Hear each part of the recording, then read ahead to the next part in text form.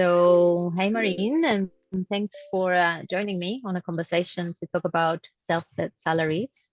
Um, will you be up for giving us a little intro about Camplight and about you and your role at Camplight, just so we have a bit of context? Yeah, sure. So, hi everybody that watches it. My name is Marin. I'm part of the Camplight cooperative, which is currently 13 years old cooperative based in Bulgaria. We are mostly Bulgarians that work in it. I would say with few minor uh, like people from different countries. What we're doing is a software mostly, and we are focusing on, let's say, being a technical partner for other companies. And I guess in the few recent years, we're trying to shift more towards venture building. What that means is we actually help uh, startups and scale ups to develop their technical stack and help them grow. So more taking like a business ownership, not only just being a technical partner, but also helping them in their business. I hope that explains it. Yeah, that's good. That gives us a bit of context. Yeah.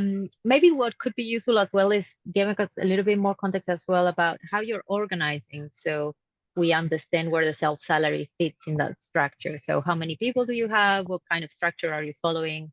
And so on. Yeah. So initially, it started as a completely self-managed. Like the idea when the founder started, it was okay. We want to be a self-managed company, no hierarchy, which sounds a little like I'm a little allergic to this nowadays, which is like let's talk about it later. So no hierarchy, more flat structure, trying to organize around teams and projects rather than top-down decision making. And it was basically an LLC type company. So although it was self-managed, legally it wasn't a cooperative. And from last year, we are officially a cooperative. So it's like co-owned by everyone as well. And I believe that I think both sides should exist. For me, are important. Like you need to have a shared governance, but also a shared ownership, because otherwise, I feel it's a little fake. Yeah, I totally hear you. And I'm looking forward to episode 2 when we talk about these and the allergies that you're building up, because that's really juicy. But let's focus on the topic at hand. So I know you've been experimenting with a new process for self-set salaries inside the company, Yes. and I'd love to hear about that process, and then we can, you know, open it up, and I might ask you extra questions. But give us a bit of a sense of maybe let's start with how was the journey? How do you got into testing this kind of system, and what is the process that you experimented with? Yeah. So a little background: before joining Camplight, I was in two other self-managed companies which I co-founded, and there for the first time we experimented with self-set salaries. And now in Camplight, what we started is the same process where people can set their own salary or rate that they work on. And it's kind of a shared ownership over it, of how it's set. And we're currently iterating on it because it worked until a certain point, and now we feel like it can be improved. So we'll still be using 90% of the same process, but we'll change it a little bit. And we call this experiment versions. So we have a version 1 of the self-set salaries process. Now we'll move to version 2 and see how it goes. So as we speak, we're currently in that process. And this is kind of a personal, I guess, I'm really interested in this for some reason. I don't know. It's not about the money. It's more about the psychology of money that I'm interested in, and what it brings in people. Ooh, the shadow stuff, especially. um, and yeah, I'm also writing a book on the topic, which I don't know when it's going to be ready, but I'm interviewing a lot of other companies doing it, and it's been really interesting. That's really cool. Did you started interviewing people before you started testing it at Camplight, or because you were testing at Camplight and you got interested in the topic that opened up to the book idea? I think in Camplight, I took this initiative because I'm just interested in it, but it was kind of an independent thing. The book is something I'm doing also, but the process in Camplight, I'm supporting it. So it's, yeah, I guess it's independent in a way, but it's just an interesting topic nonetheless. Cool. I'm really looking forward to that book and all the things that you're finding. Um, but yeah, tell me in detail, like the step by step of how is the process that you have tried already. And then we'll talk about the iterations and why. First of all, in Camplight, all financials are transparent since day one. What I thought at the beginning is like, if you want to have a self-set salaries process, you need to have transparent financials, but I'm finding that some companies don't have that, and it still works with them, which is interesting. So it kind of changed my opinion about it. I still think having it transparent is better because it has like the idea is, in order for you to set your own salary, you need to understand how is the company doing financially and what are your peers earning and how are they contributing, and you can kind of gauge like, okay, in this environment and this moment of time, I think my salary should be this much. So our current process is, if you want to raise your salary, you can do it at any time. Now the thing is, we until now we had rates, so kind of when we work for a contractor or someone that hires us, each one of us has their own hourly rate, and this is the thing you set. And now we're, I think, slowly shifting towards like real salaries, which means, yeah, this month, for a month, I earn that much. But currently it's kind of, you're setting your own rate, and the people that have more operational roles and are not attached to a certain project, they have salaries. So, for example, I'm working as a product manager, or I was. Now I'm actually consulting one company, but when I was working as a product manager, I said, okay, my hourly rate will be this much. And then what I do is I take 3 to 5 people that I work with, and we sit on one table or one Zoom call and we just discuss it. Okay, that's how much I think I should earn. What do you think? Like, what are my strengths, weaknesses? Where should I improve? How do you see me? How do I see myself? So it's a lot about self-evaluation and also hearing what the peers have to say about it.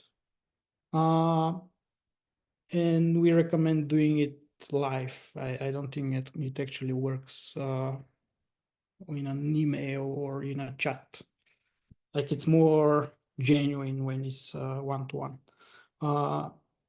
So yeah, you first share what you think about yourself, and then you hear what your peers have to say about you. And once you do that, you're free to. So we use Lumio for all our decision making. So in Lumio we say we post a thread about your salary.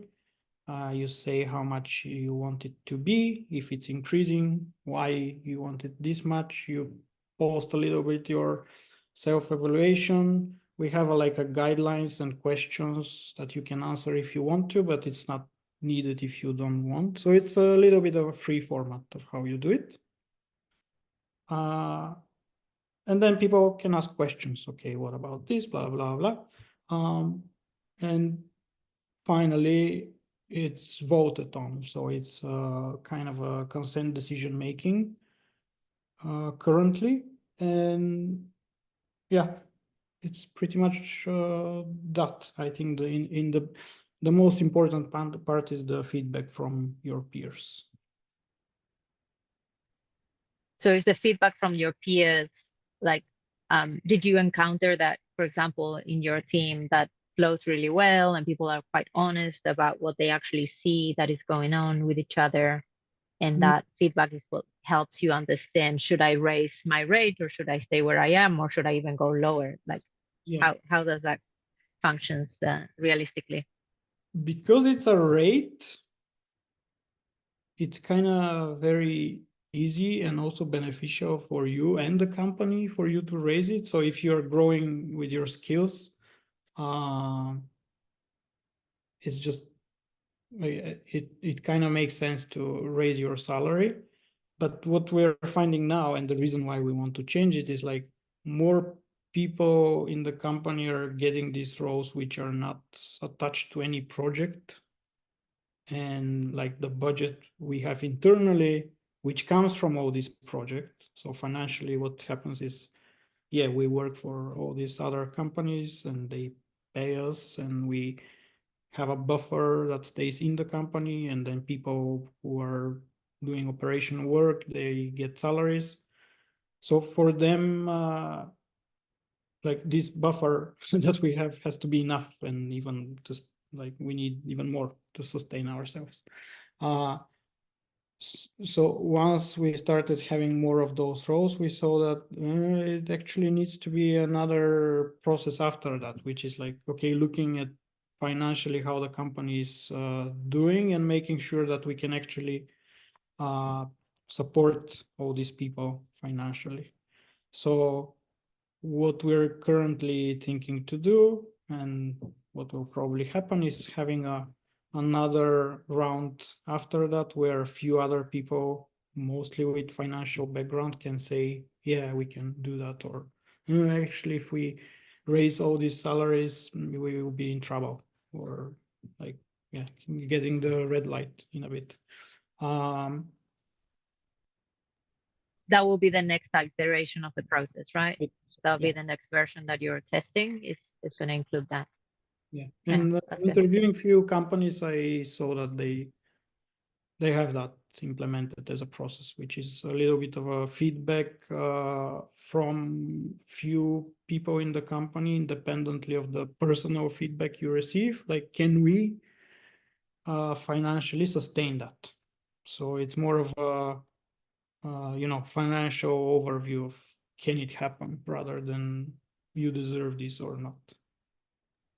And are you thinking that you're going to do that, like you're going to include it in the process as a final piece and is still maintaining like everyone votes on a Lumio decision for each individual, or you're going to have some sort of collective decision making that is, okay, this is how much money we can actually afford, how are we going to split it? You're going to have a decision at the beginning or at the end, like how do you work with that? I think what will happen is we'll, like, instead of having the whole company, right now we're like 20 people, so it's not that big of a deal. But instead of all these people voting on the decision for that particular salary, I think what will happen is like just group of 5 individuals, maybe random ones, will say, yes, we can do that, or no, we cannot do it, and maybe give you a recommendation about what should happen next. So kind of setting up a working group from people from the organization that will be looking at those final decisions or give the recommendation. Yes, I think Yeah, that's a good approach. makes sense. Mm. What else did you notice apart from this piece about as we're changing how we're organizing and how people are getting paid for different pieces of work, we need to change our process. Like what else have you found that worked well? Like what are your lessons out of the first iterations? What worked well, what haven't worked well? Yeah, tell us a bit. So we have this questionnaire that you can use as a template to, how do you see yourself, more or less, but there are like different areas you have to answer, like different questions. And some people really struggle with this. It's like, I don't know how to say good stuff about me. Which is like, I used to work a lot in the US, and there that's like not an issue at all. And like I feel like it's like kind of a cultural thing where, yeah, it's for some people it's just hard to do it. But it's also a free format. Like you don't have to do it if you don't want to. It's just the way I'm talking to people about it is like, well, some people in the company don't really know you, so if you just say something, it will be great. Just to like, oh, who are you? Like, what you have been doing, that kind of stuff. So it's not more about boasting your self-image. It's more about, hey guys, hi, this is me. That's what I do. Yeah, it's that's what fascinates me about this money topic, which is very taboo in a way, in many different ways. It depends of what kind of family you come from, like how your parents thought about money. Like it's really psychological. Yeah, actually, we have a little exercise about money stories. I can send it to you if you want to run it with your team. Could be interesting to see what comes up, right? Like part of our material is as well is related to that. Like how we perceive money is also how we engage in any kind of conversation around the topic. Yeah, So it is so influential, like what is the stories that we carry, right? Like some people might carry that story that, like I didn't have any money, so I have this scarcity mindset. So when it comes to having it or spending it, I'm really concerned, or I had too much and therefore I feel guilty or ashamed, and then, I don't want anything. Yeah, yeah. it's fascinating to me as well. Side note, what else did you notice? So self-evaluation is one of the pieces, and I can see how that could be challenging.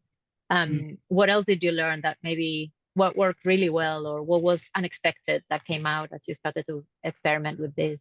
I mean, the other thing is, as I mentioned, the fact that we like 95% of the people were assigned to a specific project, so you could set your rate and that's it, and it didn't really matter what's the financial situation in the company. But now that we also accumulate these buffers, so we can actually work on our own products, pay marketing budgets, like whatnot, anything really. We see that, yeah, we also have to look at how we're doing financially. So it's like both sides. We, on one side, yeah, you can set your own salary, but also does it work with the whole system? And that's the reason we're right now thinking of changing it. Mhm. Do you have other processes in terms of like, wider finances where you said that finances are transparent, but who, for example, sets the different budgets, or how do you decide together in terms of how you're going to spend it? Do you decide together or someone decides? So yeah, tell us Yeah, a bit more about that. we decide together. So each year at the beginning of the year, we have a company retreat, like our birthday party, and we gather for a week and we mostly talk about goals. And um, we currently use OKRs, for example, to set objectives and measure them. And like we talk about strategy, how are we going to do it? Yeah, more tactical stuff on a project level. So all this we try to discuss it at this 1 week, which is challenging usually, and it throws off after that. Uh, but at that time we also talk about budgets and like, okay, if we want to achieve this during this year, we will probably need this much money for this. So long time ago, I think even before I joined Camplight, it was more about co-budgets. I know a lot of companies do that. I actually don't like this approach. Uh, I think it should be done in a similar way that any normal company does it. It's more of a strategic thinking, and yeah, this is what we want to do as a company, and we'll need this much money, pretty much. So you can think of it as a top-down decision making, but we all participate in it. It's more of a free flow conversation, and then something emerges, and we're like, okay, we agree, this is the direction we should be going. We usually, again, we write it in Lumio, but only as a having it there, like we have already discussed it and decided it. It's more of a let's make it official type of thing. Yeah, so it's more for record keeping. So normally, like you have that conversation, so everyone in a way understands what's the financial situation, and they make the decisions together. Like, do you use like some sort of consent decision making Yeah, consensus? before, I think in the first day of this 1 week gathering, we every time we do a like a financial report, what has happened during the year, it's like super detailed. Like the people that prepare it probably work weeks to do it. So it's a lot of spreadsheets, a lot of data, a lot of graphs showing, how we did during the year, which projects were more successful than others. Last year, unfortunately, we had a lot of clients that didn't pay, which put us in a kind of financial trouble in a little, but we survived. So we're okay. But yeah, So that's an interesting point as well. So what happens in those situations, right? If you agreed together that you're getting paid this much and so on, but what happens if, in case of emergencies like this, where you have clients that don't pay you, like, what do you do about that? Like, yeah. We kind of recovered some of, like, every case is different, but in that case we have buffers for that kind of reason as well, which is for emergency situations like that we can recover, so we don't go bust easily. And that's what I like about trans cooperatives and self-management, is that I can see how resilient a company can be in such situations. Yeah, for sure. I'm asking because, at Lumio in the past couple of times where our runway ended and we're like, okay, we run out of money. How do we pay each other? And who do we pay? If we pay anyone. And so those are the really interesting conversations where all of this gets tested, right? Because it's easy to experiment with things when you have the money, but when you don't, things get a little bit more challenging. Okay, just to wrap it up, so we don't take too much of your time. Like, if there's anyone watching this video that they want to experiment with this kind of style of self-set salaries or any other way of participatorily deciding, what's the rates and salaries and so on, what advice would you give them? I found that like every company does it a little bit differently, and there is just no one way to do it. So yeah, first of all, think about what will work for your case. Don't just, if you hear someone does it this way, don't just assume it will work for you. Think about what it is important in your case, like what values you have. Like usually it's all about trade-offs, like, oh, do you want to be more transparent and inclusive, or do you want to be fast and agile, and like choose your style more or less. But I found that there are a few principles that help, which is first, as I said, I believe that transparency of the financials is important, and the salaries as a whole. Some companies don't have transparent salaries, but they have self-set salaries process, which is interesting. I still think it helps for any individual to make more informed decision if it's all transparent. The second one is there needs to be some kind of feedback involved from your peers. Like you have your own idea of who you are and how you're contributing, but also your peers also have a pretty good idea. So asking for honest feedback needs to be part of the process. And yeah, finally think about the whole system as a whole. Like, okay, financially, how is the company doing? And if I decide to do this raise that I deserve completely, is the company going to be okay after that? Awesome. That's great. Thanks so much, Marine. And I'm looking forward to hearing what you learned from other people. And when the book comes out, maybe we can have you at the Ham again. Maybe you can run some sessions with us, Yeah. and that'll be great. By the way, I just mentioned the book because now Yeah, this spot and I have to finish it. So that's right. I can be your accountability buddy. yes, exactly. Great. Well, I'm going to stop the recording and we'll catch up.